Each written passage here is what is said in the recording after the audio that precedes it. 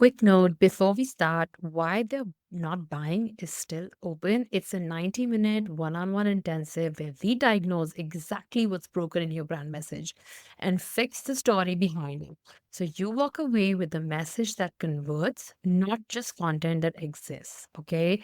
The link to book is in the show notes. Now, let me get into today's episode.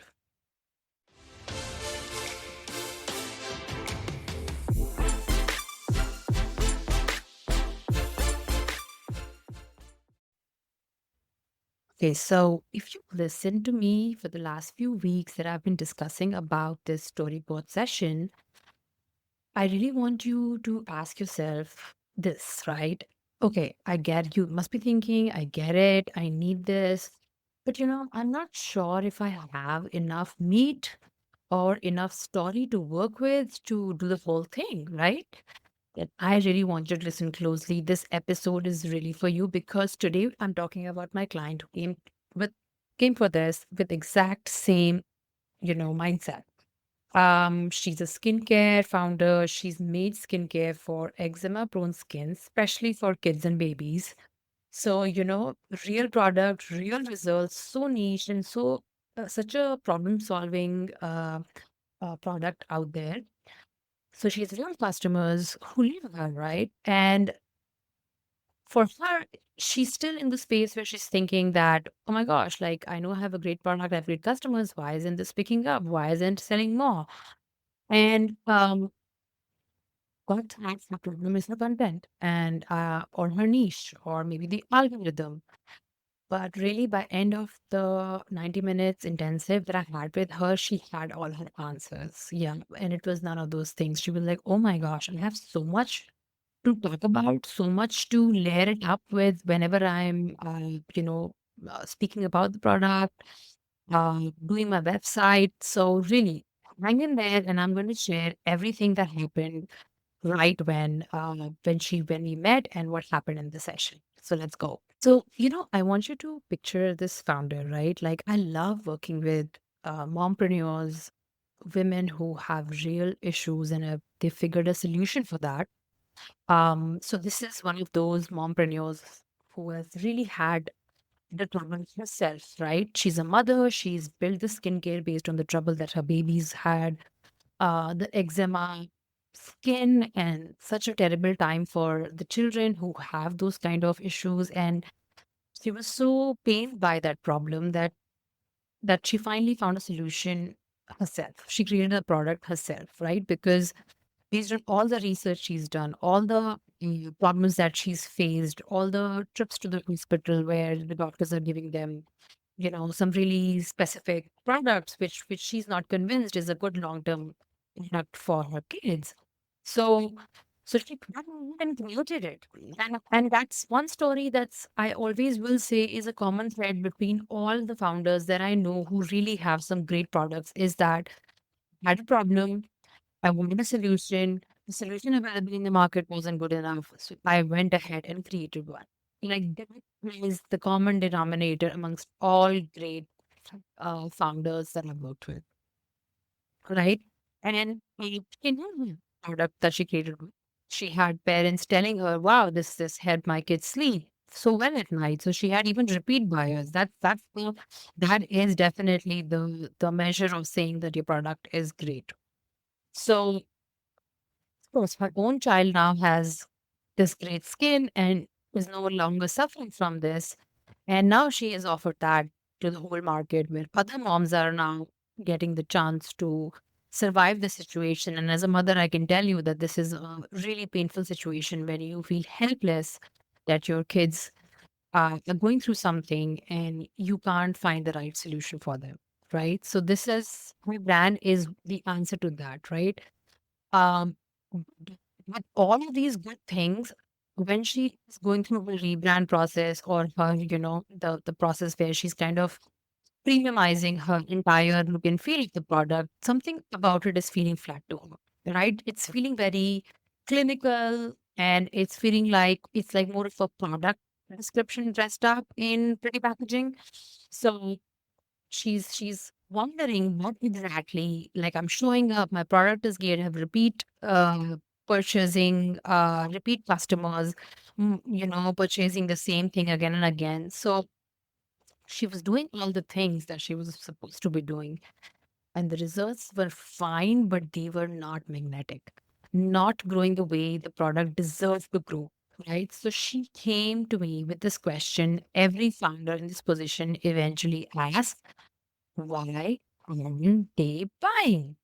Right. And I'm sure you may ask this question as a founder who's in this similar position many times. And this is why I wanted to share this case study with you that I did very recently, because we're going to get into the diagnosis and of why they aren't buying. And I'm going to give you some clear steps that we figured out for her, and you can really duplicate that for yourself. So really listen up. So when she's when she came in and she had her whole the pre-session form that I generally have these founders fill in, the way she described her brand, the way I see so many founders describing it, right? Like mostly founders who are just launching or have launched and started selling. Like it's so much focus on what the product does, right? Like I mean clean, effective skincare.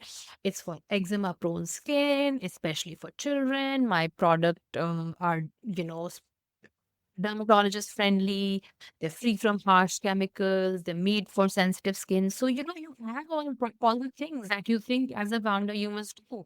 It's clean, it's correct, but it is invisible.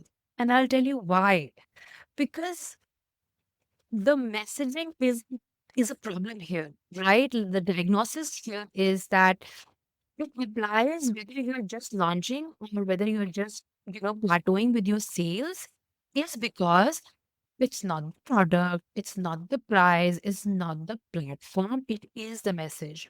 Because the way is being described is like all these product descriptions, like it's on Amazon, right? Like you are somebody who's creating something which is not just for Amazon, so that you end up being on this list of so many products that people don't even understand what they do for you, because there is no story.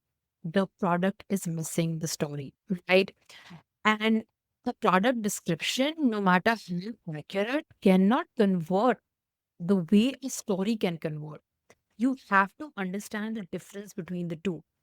Your job as a founder is half done when the product is great. The other half is about, you know, when you are selling, it's not just you're telling why it matters, but it's also telling them how it changes their life and why it changes, what it changes, why now.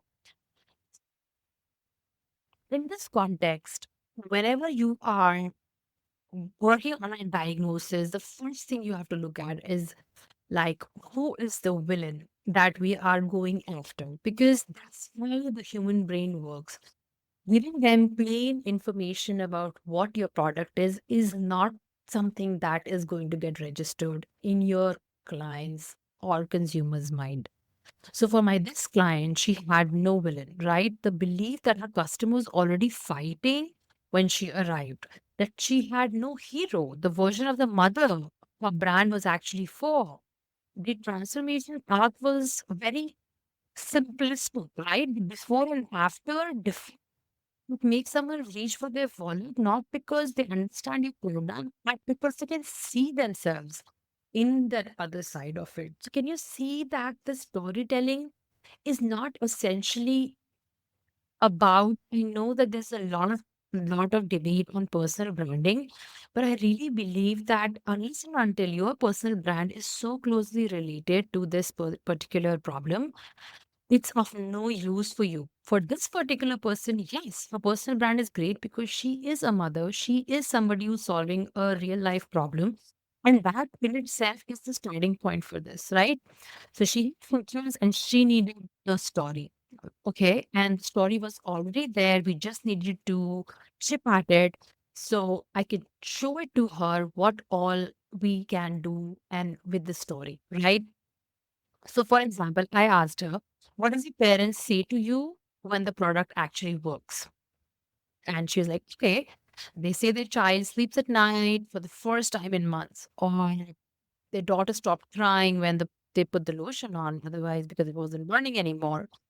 Or one mom told her that she doesn't get bath time anymore. I'm like, oh my God, right? All of that done. Those are not just testimonials, those are your transformation arcs, right? So the next thing we did together was I asked her, what does a customer believe before she finds you, right? That she has a life before she's seen the product. What about that? What do you know about that life? And we went through it, and obviously she's like, probably she just, the mother who's looking for this has to manage it just the way I had to manage it, that this is just how a child's skin is, that there are no real solutions, just maintenance, right? So I'm like, that's it. There's your villain. Your villain is not a competitor. Your villain is not person. It's not a chemical ingredient. It's a belief. Belief that her child's suffering is just something to accept. There it is. I was like, write that down. That's part of our story board completely. And then, like, who is this story for? Who is this? Who is the hero of your brand? She started saying the product about, like, my product is free from steroids. I had to stop her. I was like, try again. And she was like, okay, yes, this is for the mom who doesn't stop looking and is searching at 2 a.m. in the night, looking at all the product ingredient list and all of that good stuff.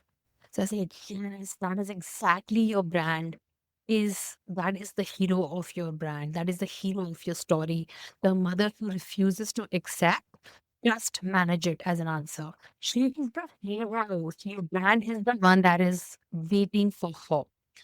That's when she went quiet, my client. She's like, okay, that particular observation, the way you connected it, that happens right before a founder says something that surprised herself. She's like, I can't believe I had so much to say about this. I thought I was just selling, like, this luxury. So what shifted wasn't the product. The product was always good, right?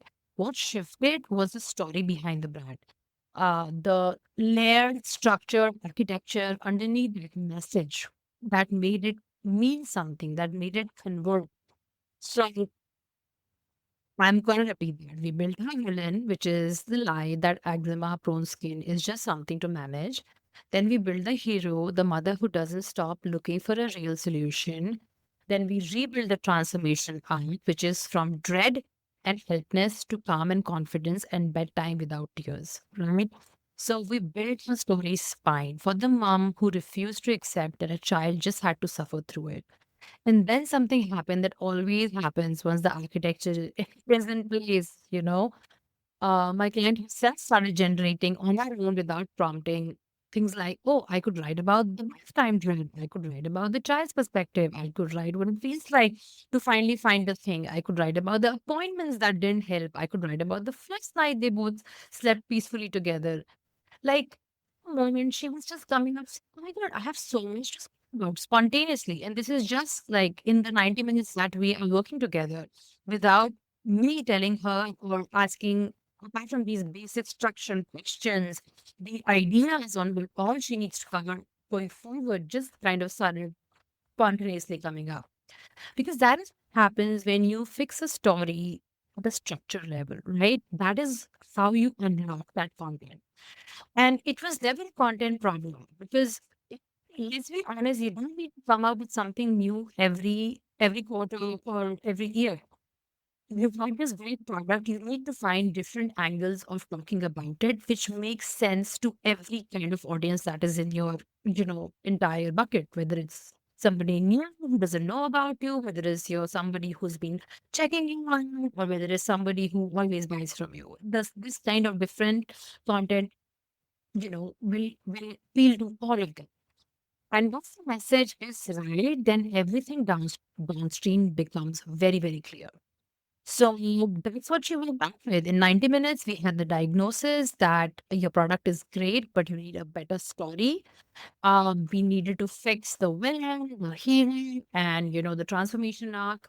We unlocked content for her, 5 pieces of content with one session, and then I was gonna follow it with more for her, right? And that's how the whole session concluded. And really, she was like, "Wow, my rebrand now feels so much easier. My website copy is gonna have all of this, and I don't need to try another strategy. I just needed this diagnosis."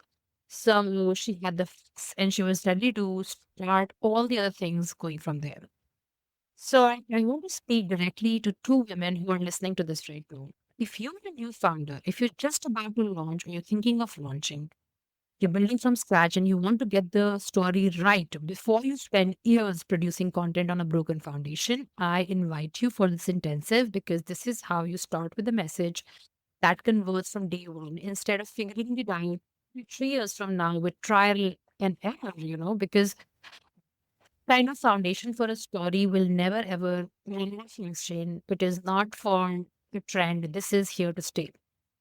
The second female founder I'm going to point to is if you are a stalled founder right now, you've been at this, you're showing up, you have the sales, but it's not skyrocketing. You've tried the strategies, the monthly calendar you get from your social media manager, the pivots, and something still isn't clicking the way you know it should. You are not stuck because you're not working. It's not because you're not working hard enough. Obviously, you are. You're doing all the things. You're stuck because the message underneath the content has never been diagnosed and fixed. New tactic, same result because it was never a tactic problem. In both cases, message is the problem. And this is where we fix it. Right. So that's this episode. The story that sells, sold, and not buying is available to you at $499. It's for 90 minutes, and we'll sit together, do the diagnosis, see what's broken, fix it, and you walk away with a complete brand story architecture that is repeatable for you, right? And I'm obviously going to send you all the content starter pack that will go along with it. Got show notes, and I thought that this skincare founder story sounded like yours. So you know what to do next. Go to the show notes, find out about the story, about the session with me. And if you're the new founder who wants to start right, or the stall founder who started the same loop, this is the work that breaks it, right? So until then, she thought she had nothing to say, but now she has everything, and so do you. So until next week, she brands, she builds, she becomes the category. Bye bye.